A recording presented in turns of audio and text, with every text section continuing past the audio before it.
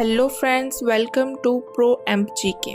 तो आज हम बात करने वाले हैं यूनाइटेड नेशन ऑर्गेनाइजेशन और वीटो पावर कंट्रीज के बारे में कि आखिर यूएसए, यूके, फ्रांस, चाइना और रशिया ही क्यों वीटो पावर कंट्रीज बनी और वीटो पावर का मतलब क्या है। आइए तो शुरू करते हैं एक छोटी सी एग्जाम्पल के साथ। जून 2006 में इजराइल ने जब लेबनान पर अटैक किया तो बहुत से लेबनान के इलाकों पर इजराइल ने कब्जा कर लिया और इस हादसे में बहुत से लोगों की जान चला गई। फिर अगस्त 2006 ही में यूएन ने एक रिजोल्यूशन पास किया जिसकी वजह से इजराइल की आर्मी को अक्टूबर 2006 में ही विड्रॉ करना पड़ा।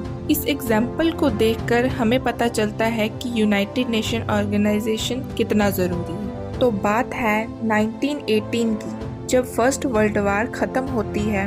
बहुत सी कंट्रीज चाहती थी कि कोई ऐसी इंटरनेशनल ऑर्गेनाइजेशन बने जो कंट्रीज के बीच में होने वाले टकराव को रोके। तो 1920 में एक ऑर्गेनाइजेशन बनाई गई जिसका नाम लीग ऑफ नेशन रखा गया, मगर ये नाकामयाब रही तब जब 1939 और 1945 में सेकेंड वर्ल्ड वार हुई, जो यूएसए, यूएसएसआर, ब्रिटेन, फ्रांस और जर्मनी, इटली, जापान के बीच में हुई थी और लीग ऑफ नेशन इसे रोकने में नाकामयाब रही। और इस लड़ाई में यूएसए, यूएसएसआर, ब्रिटेन और फ्रांस ने जीत हासिल की। सेकेंड वर्ल्ड वॉर ख़त्म होने के बाद 24 अक्टूबर 1945 को यूनाइटेड नेशन ऑर्गेनाइजेशन को बनाया गया as a successor of League of Nation. 51 countries ने मिलकर इसकी बुनियाद बनाई और सेकेंड वर्ल्ड वार में जीतने वाली कंट्रीज इस ऑर्गेनाइजेशन में सिक्योरिटी काउंसिल और वीटो पावर कंट्री के नाम से जानी जाती हैं, जिन्हें परमानेंट मेंबर भी कहा जाता है। टिल डेट 193 मेंबर हैं यूएन के जनरल असेंबली में। इसमें 15 सिक्योरिटी काउंसिल, जिनमें से 5 परमानेंट और 10 नॉन परमानेंट मेंबर हैं। जो 10 नॉन परमानेंट मेंबर हैं उनको हर 2 साल बाद इलेक्ट किया जाता है और 5 परमानेंट मेंबर को इलेक्ट नहीं किया जाता। यूएनएससी के 5 परमानेंट मेंबर को एक स्पेशल स्टेटस दिया जाता है, जिन कंट्रीज को वीटो पावर कंट्रीज कहा जाता है। वीटो पावर एक ऐसी पावर है जो 5 परमानेंट मेंबर यूज़ कर सकते हैं किसी भी डिसीजन को नेगेट करने के लिए।